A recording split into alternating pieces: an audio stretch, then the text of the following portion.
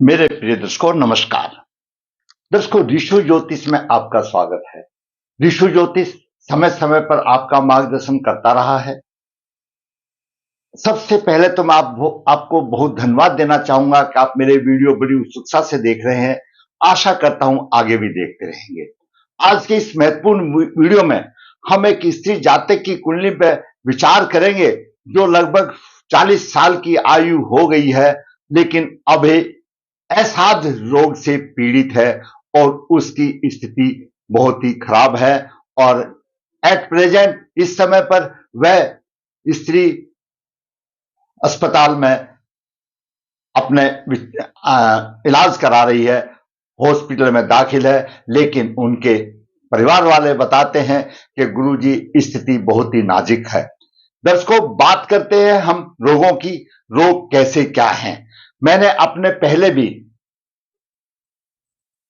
पिछले वीडियो में हमने आपको जब कोई भी लग्नेश नीच राशि में हो जाता है तो वह क्या रोग दे सकता है, उसके विषय में हमने आपका बताया कि यहां पर जो भी राशि होती है वह लगन होता है। हमने मेष लगन से लेकर के और मीन लगन के जो लग्नेश नीच राशि में कहां पर होंगे, क्या रोग देंगे, वो हमने आपको पहले भी हम बता चुके हैं 293 लगभग एपिसोड में।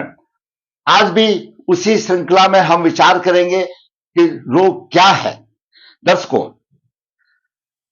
मनुष्य के रोगों की परीक्षा करना और उनका उचित समाधान देना तो चिकित्सा विज्ञान का काम है।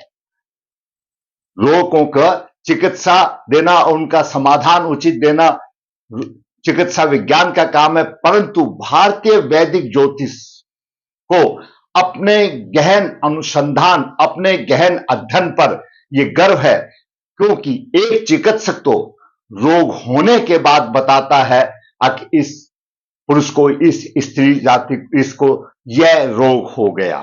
परंतु ज्योतिष शास्त्र, जो कि प्रकाश का शास्त्र है, ज्योति का मतलब है प्रकाश देने वाला, ज्योतिष शास्त्र वैदिक ज्योतिष में अपनी गणना के आधार पर बालक के जन्म के समय पर ही जो ग्रहों की रचना बनती है, उसी के आधार पर यह बता देगा कि इसको जीवन में इस प्रकार का रोग होगा और कब होगा। वो सारी स्थितियां बता देगा कि कौन से दशा में होगा, कौन सी अंतरदशा में होगी, कौन सी खराब होगी, वो सब बता देगा। ज्योतिष शास्त्र एक गूढ़ ज्ञान है, प्रकाश का शास्त्र है। ज्योतिष का मतलब प्रकाश, और वो समय से पहले ही बता देता। जैसे कि हम स्त्री जातक की जो कुंडली पर विचार करने जा रहे हैं, उसकी आयु लगभग 40 साल की हो गई, लेकिन अगर इनके अभिभावक उसकी कुंडली का विश्लेषण जन्म के समय के बाद अगर उनको किसी योग पंडित जी या विद्वान से उसका विचार विमर्श किया होता तो इतनी बुरी हालत नहीं होती। क्योंकि वैदिक ज्योतिष में जो उपाय है उसके लिए समय चाहिए, और सबसे पहले तो यह उपाय है कि वो रोग आए तो आए क्यों, क्या कारण थे उस रोगों को आने का, और उसके अनुसार उपाय भी करें और उन ग्रहों को देखें। वो जो ग्रह योग दे रहे हैं वो ग्रह किसके कारक हैं, पूर्व जन्म के कर्म का फल इस जन्म में मिलता है। उस जातक ने किस तरह के कर्म किए जो इस प्रकार के योग लेकर के आया। दर्शकों, कोई भी प्राणी, कोई भी जातक, कोई भी मनुष्य, कोई भी पशु पक्षी, जो प्राणी है, जो भी जन्म लेता है उसके साथ उसके पूर्व जन्म के प्रभाव जुड़े होते हैं। ज्योतिष के विद्वानों ने, ज्योतिष शास्त्र ने, ज्योतिष एक विज्ञान है। इन 12 खानों में और ये 9 ग्रहों में हमारे शरीर के अंगों का प्रतिनिधि बताया गया है कि यह भाव, यह राशि इस हमारे मानव के शरीर का यह अंग को प्रतिनिधि करेगी। जैसे कि चतुर्थ भाव हृदय का भाव है, वक्षस्थल का भाव है, और सूर्य हृदय का कारक है। इस तरह से हरेक ग्रह का, हरेक भाव का संबंध है। जन्म के समय पर मैं आपको इतना बता दूं, जन्म के समय पर जो ग्रहों की स्थिति बनती है उसके आधार पर जो नक्षत्र अधिक पाव प्रभाव में पीड़ित होगा, जो राशि अधिक पाव प्रभाव में पीड़ित होगी, उससे संबंधित उस जातक को रोग होंगे। इसी तरह से आपने देखा है कि जितने भी जनता है सबको अलग अलग रोग होते हैं और उन्हीं ग्रहों के आधार पर आदमी का चाल चरित्र शक्ल बनती है। और देखो, हम शक्ल मुश्किल से कोई एक मिलेगा, नहीं तो सबकी शक्लें भी विपरीत होती है। किसी के रंग से होगा तो किसी के चेहरे की बनावट से होगा, किसी के पैरों से होगा तो किसी से ऐसा होगा। जैसे कि अगर किसी का पैरों का भाव पीड़ित है तो उसके पैर टेढ़े होंगे, उससे संबंधित रोग होगा। कहने का मतलब जन्म के समय पर जो पाप प्रभाव जहां पर है, जिस स्थान पर है, जिस भाव पर है, जिस नक्षत्र में है, जिस राशि में है, उस राशि से संबंध हमारे शरीर के अंग में जब समय आएगा, उस ग्रह की दशा अंतरदशा आएगी, गोचर में आएगा, तो वह अंग पीड़ित होगा और उससे संबंधित परेशानियां आएंगी। और इसी तरह से अलग अलग आदमी को अलग रोग हो जाते हैं। और इसी के हिसाब से जैसे मैंने बताया, सामान्य तौर पर शरीर के अंग को प्रतिनिधि बनाया गया है, किसी नक्षत्र से बनाया, किसी राशि से बनाया, किसी से ग्रह से बनाया, वह पाप प्रभावित होगा तो रोग देगा। इसके अलावा रोग देने के लिए छठा भाव रोग का भाव माना जाता है। इसकी भी स्थिति, इसकी भी उपस्थिति रोग को जन्म देती है। अष्टम भाव दीर्घकालीन योग का माना गया है और छठे भाव के कारक ग्रह मंगल है और शनि है, उनकी भी स्थिति विचारणीय हो जाती है। तो रोग किस तरह से हो, प्रमुख भूमिका छठे भाव के स्वामी की भी होती है। और जिसमें कि लगन और लग्नेश, तो सबसे अगर लग्नेश और लगन पीड़ित हो जाते हैं तो उनका हो जाता है। तो उसी से संबंध में हम विचार करेंगे। छठा भाव रोग का भाव है, भाव और भावेश और कारक मंगल शनि है, इनकी स्थिति पर विचार करना अनिवार्य है। जो इनकी अशुभ स्थिति होगी, अशुभ प्रभाव होगा, जिस शरीर के अंग पर होगा, उससे संबंधित रोग की उत्पत्ति होगी। दूसरा है सूर्य हृदय रोग का कारक है और चतुर्थ भाव पर विचार एवं पंचम भाव और भावेश पर विचार। हृदय रोग के लिए चतुर्थ भाव और पंचम भाव निर्धारित है और सूर्य उसका कारक है। तो जब चतुर्थ भाव और चतुर्थ, पंचम भाव, पंचमेश, इनकी भी स्थिति का विचार कर लेना अनिवार्य है ताकि किसी सटीक परिणाम पर पहुंच सकते हैं। उसके बाद लग्नेश नीच ग्रह हो, कोई भी लगन आपका हो, मैंने पिछले अपने एपिसोड में नीच लगन के द्वारा जो रोग हो जाते हैं उनके विषय में आपका मार्गदर्शन किया। अभी नीच लग्नेश कहीं पर भी हो, किसी भी कुंडली, आपकी कुंडली किसी भी लगन की हो और उसमें नीच लग्नेश हो और उसके साथ छठे भाव का स्वामी भी हो, तो वह रोग और बढ़ जाता है। तो एक तो लग्नेश नीच हो गया, वो खुद रोग की उत्पत्ति दे रहा है, दूसरा वहां पर रोग का भाव का स्वामी भी हो गया। और एकादश अष्ट यानी अष्टम भाव के स्वामी का हो या अष्टम भाव के कारक ग्रह की हो दृष्टि आदि हो जाती है तो भी वह परेशानी आती है, रोग उत्पत्ति कर देता है। इसी तरह से इसी संदर्भ में हम एक स्त्री जातक की कुंडली पर विचार करेंगे जो कि अभी हॉस्पिटल में असाध्य यानी ऐसी पीड़ा सहन कर रही है, अब उसके जो परिवार वाले उसकी बीमारी को देख करके सभी परेशान हैं, तो करे तो क्या करें। 10 को दूसरा मैं बताता हूं, आपके घर में कोई लंबी बीमारी हो या मुकदमा हो या संतान की हानि हो, जहां आप काम कर रहे हैं उस काम में पूरी बरकत ना हो, तो आप ऐसा सोच लो कि कहीं ना कहीं आपको पितृदोष का प्रभाव है। तो पितृदोष का प्रभाव ऐसा होता है, शुभ योग होने के बाद भी अच्छे योग नहीं दे पाता और अशुभ होंगे तो और वह आग में घी छिड़क देता है। तो उसके पीछे जरूरी बात है पितरों का प्रभाव, पितृदोष का होना, यह आज देखा गया है। अभी विचार करते हैं वह जातिका को क्या परेशानी है। आज का विषय है रोग की उत्पत्ति कैसे और कब होगी, वैदिक ज्योतिष द्वारा जानकारी, वो मैंने आपको बता दिया कैसे होगी। जातिका का जन्म 7 नवंबर 1983 शुक्ल पक्ष 3 ज्येष्ठा चरण 3 सोमवार को हुआ। ज्येष्ठा नक्षत्र चरण 3 अपने आप में गंधमूल नक्षत्र है, अपने आप में गंधमूल नक्षत्र है और माता के लिए अशुभ माना जाता है। जन्म के समय पर करक लगन उदय हुआ, करक लगन के 2 डिग्री 11 मिनट है।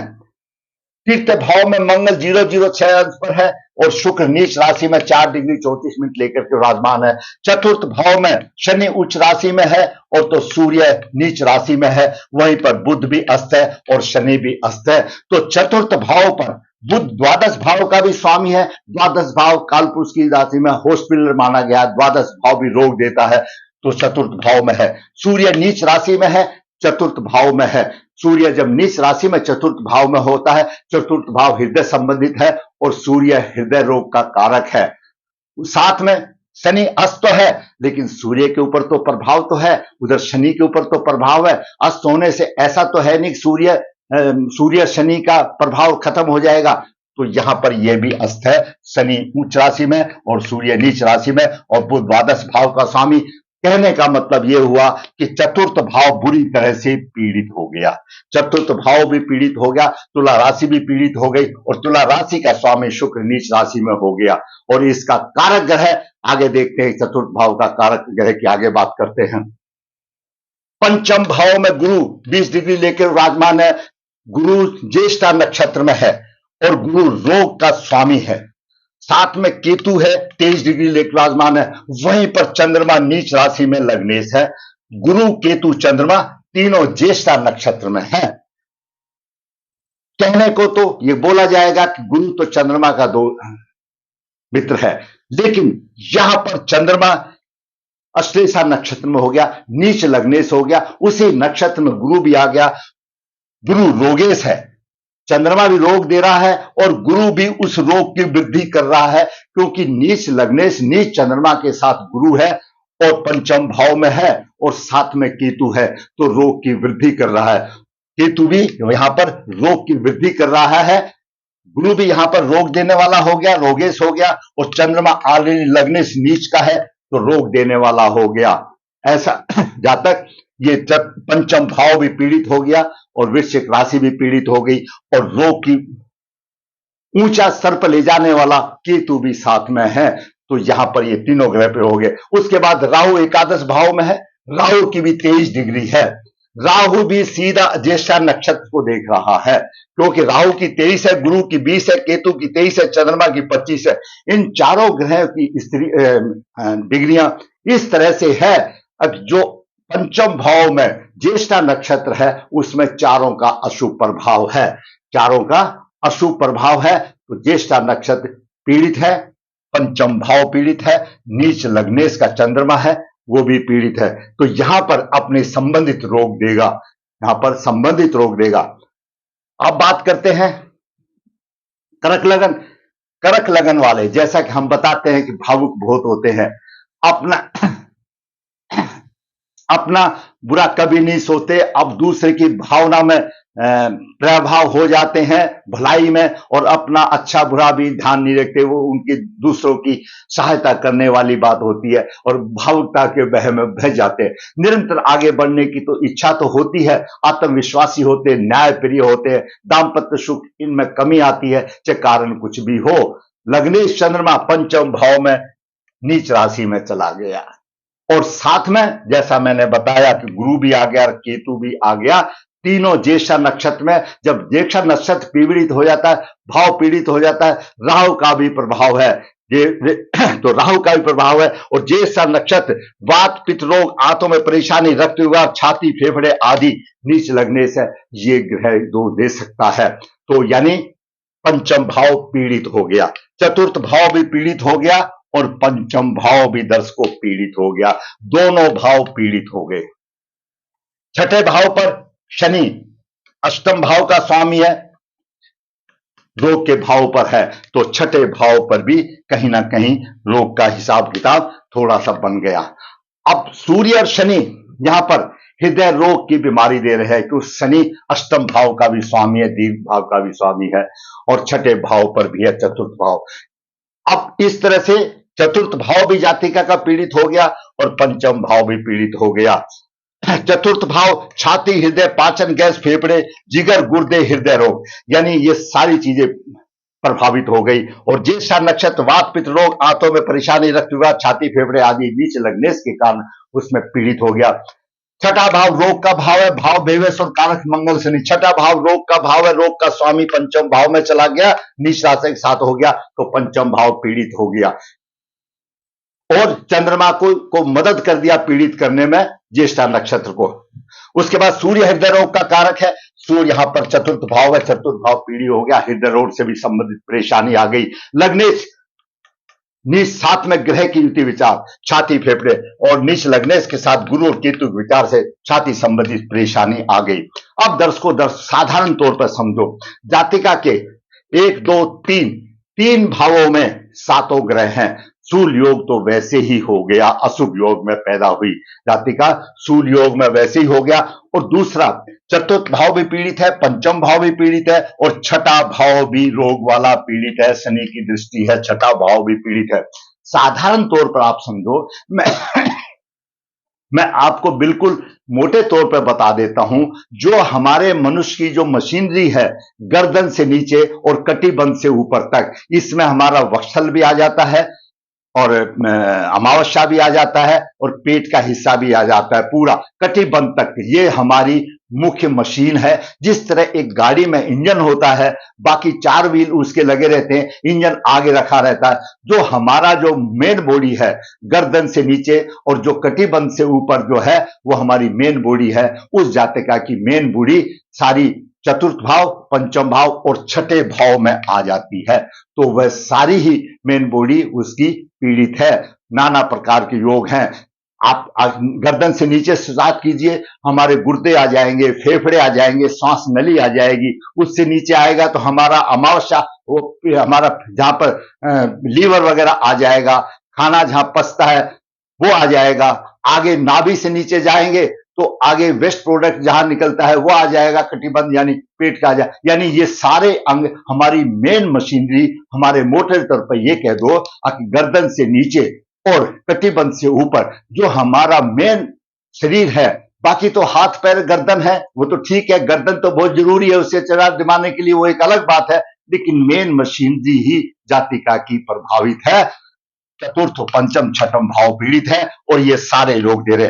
और जातिका की चंद्रमा की महादशा चल रही है, 9-9-22 से लेकर के 8-9-32 तक 10 साल की चंद्रमा की दशा चल रही है। और इस समय जातिका की वो हालत है, अभिभावक देख करके परेशान है कि क्या किया जाए। दर्शकों, वैदिक ज्योतिष में जैसा कि मैंने बताया आपको कि रोग की उत्पत्ति कब होगी और कौन सा रोग देगा, वो जन्म के टाइम पर ही पता लग जाता है। मैं इसीलिए हर वीडियो में ये बताता हूं कि अभिभावक अपने बच्चों की कुंडली उसी समय पर दिखा लीजिए। हर एक प्रकार के कुछ ना कुछ हर जातक को बीमारियां होंगी। मैंने अपने अनुभव में देखा है, अगर जो एक्सीडेंट योग जिसकी कुंडली में सीरियस होते हैं, एक्सीडेंट योग होते हैं, तो अगर उसका उपाय करने से वो छुटमुट से काम चल जाता है, यानी कैसा सोचो कि लकड़ी टूटती नहीं है और बच जाता है। क्यों?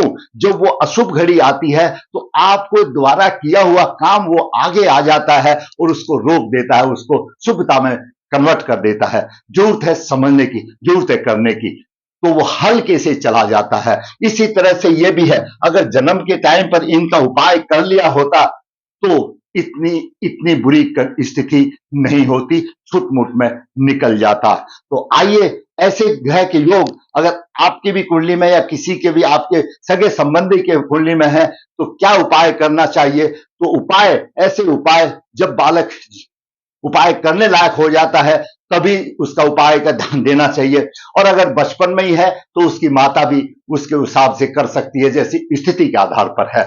हम आपको सामान्य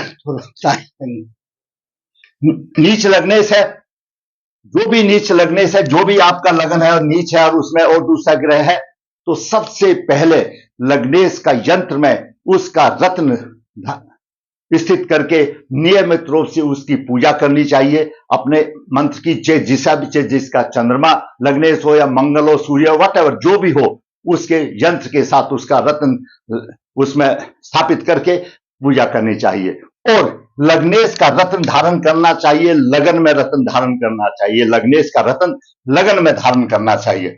दूसरा, इसके साथ दर्शकों, कोई भी लगन है आपका, ये लगन का भाव है, ये पंचम भाव है और ये एकादश भाव है। लगन का भाव और लगन का स्वामी उस कुंडली के ड्राइवर हैं, उसके प्रतिनिधि हैं। और पंचम भाव और नवम भाव हमेशा अच्छे हैं, उसकी मदद करने के लिए होते हैं। तो पंचम भाव और नवम भाव, इसको अगर तीनों को अगर देखा जाए तो इसको भाग्यवर्धी बोला जाता है। अगर ये तीनों बलवान है, लग्नेश बलवान है, पंचम भाव का स्वामी पंचम भाव बलवान है, नवम भाव का स्वामी बलवान है, तो काफी कुछ हद तक अशुभताओं पर काबू पाया जा सकता है। वैदिक ज्योतिष में नहीं है, लेकिन हमको बाकी और हमारे ग्रंथ हैं जो इस चीज की हमको परमिशन देते हैं। जैसे लाल किताब है, लाल किताब भी अपने आप में ग्रंथ है, जहां से हमको शुभता दिखाई देती है उसी ग्रंथ का पन्ना पकड़ लेना चाहिए। लाल किताब ये कहती है जैसे इस कुंडली में रोगेश यहां पर गुरु है, पंचम भाव में गुरु है, अगर यह गुरु यहां पर लगन में होता तो महापुरुष योग बना देता। रोग तो थोड़ा देता, अपना प्रभाव तो देता, लेकिन यहां पर ऐसा नहीं देता, क्योंकि यहां पर तो नीच लग्नेश के साथ में गुरु आ गया। चंद्रमा भी रोग देने वाला, नीच लग्नेश हो गया, गुरु भी देने वाला। अगर हम दोनों को उठा करके लाल किताब के अनुसार अगर हम चंद्रमा को यहां लगन में पहुंचाना चाहते हैं तो चंद्रमा लग्नेश है, चंद्रमा का रत्न धारण कर लो। गुरु भाग्य का स्वामी है, पहना जा सकता है पंचम भाव में, साथ में गुरु का भी रत्न धारण कर लो। और मंगल पंचमेश है, और मंगल का भी कर्क लगन के लिए मंगल बहुत योग कारक है, केंद्र और त्रिकोण का स्वामी है। तो ऐसी जातक या जाति का जिसके में भी ऐसा रोग है तो गुरु और चंद्रमा मंगल का रत्न यहां पर धारण करो, लगन में धारण करो, तो इन सब पर काबू काफी हद तक हो जाएगा। और कारत्व कर्म, अब देखिए कारत्व कर्म कैसे हैं। सूर्य पिता का कारक है, पिता तुल्य आदमियों का पिछले जन्म में सत्कार नहीं किया तो सूर्य नीच राशि में आ गया, अशुभदायक बन गया, तो उससे कारत्व कर्म अवश्य करना पड़ेगा, पिता का सत्कार करना पड़ेगा, उसके तुल्य आदमियों का सत्कार करना पड़ेगा। शनि सेवक है, शनि आपने नौकर चाकरों के साथ व्यवहार ठीक नहीं किया तो शनि भी यहां पर परेशानी वाली बात आ गई, दोनों आ गए। बुध कुल देवता है और विष्णु भगवान का प्रतिनिधि है, आपके कुल देवता के प्रति भी कोई ना कोई ऐसी चीज रही कि वो भी आपको फल देने से नाराज हो गया। इन सब के कारत्व कर्म करने चाहिए। चंद्रमा नीच राशि में आया, चंद्रमा नीच राशि में आया, पूर्व जन्म में माता के साथ आपके प्रभाव ठीक नहीं रहेंगे तो वो भी आपको इस तरह के कारत्व कर्म अवश्य करने पड़ेंगे। उसके साथ साथ ये दोष आए क्यों? पूर्व जन्म के कर्मों से आए।